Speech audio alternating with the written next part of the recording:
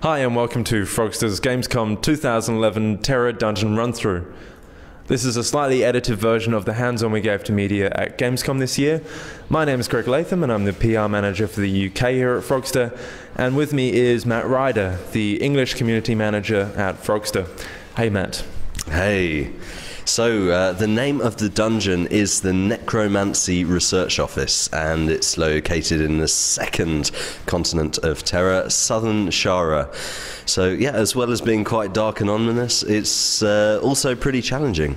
Yeah, it posed a few players some difficulties at Gamescom, but today we're going to go into a few things that made this one so successful.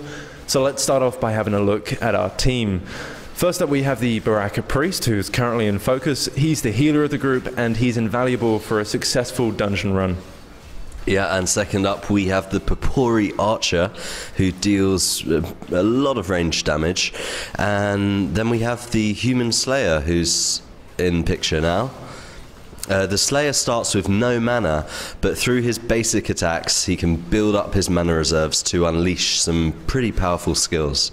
Yeah, he's a really fun character to play. And fourth up we have the Kastanic Warrior. She's the tank of the group, and while she wears light armor, her agility makes it really easy for players to maneuver out of the way using the evade key.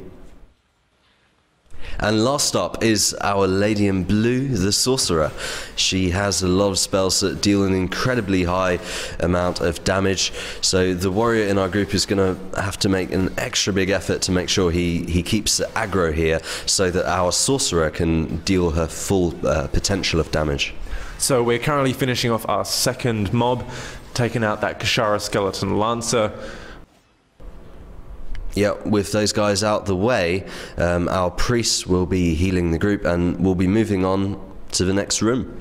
Yeah, we're going to go through this corridor through the aptly named Chapel of Pain, which isn't ominous at all. Only good things can come from this, surely. Here we go.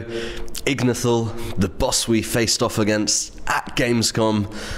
The Argons are the main antagonists in the world of TERA, and Ignithal is one of the bigger Argons in the game, or an elite boss, as we call him. Yep, he does have a few tricks up his sleeve to make our life pretty difficult. When he's enraged, you'll see the veins on his body course blue, and he'll lunge at random targets. If you see him coming for you, it's really important to evade very quickly and get out of the way. Yeah, one of his special attacks is his sword lunge, where he'll ram his sword into the ground, leaving a pool of magic that will drain you if you happen to run over it. It's very important to watch out for this, as it will do a lot of damage if you get too close. Yeah, and we just saw that behind the warrior just then on the screen. But this fight is going pretty well at the moment. The warrior and the slayer are right in the thick of battle, dealing a lot of damage. And at certain points, it'll be all too much for Ignithal, who will drop to his knees. It goes without saying, do as much damage as you can when this happens, because these are great opportunities to take a big chunk of health off of his life.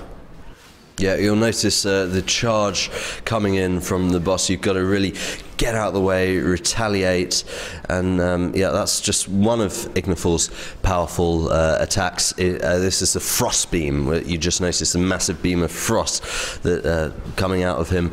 It's very important to watch out for that. When he's enraged, he will unleash it.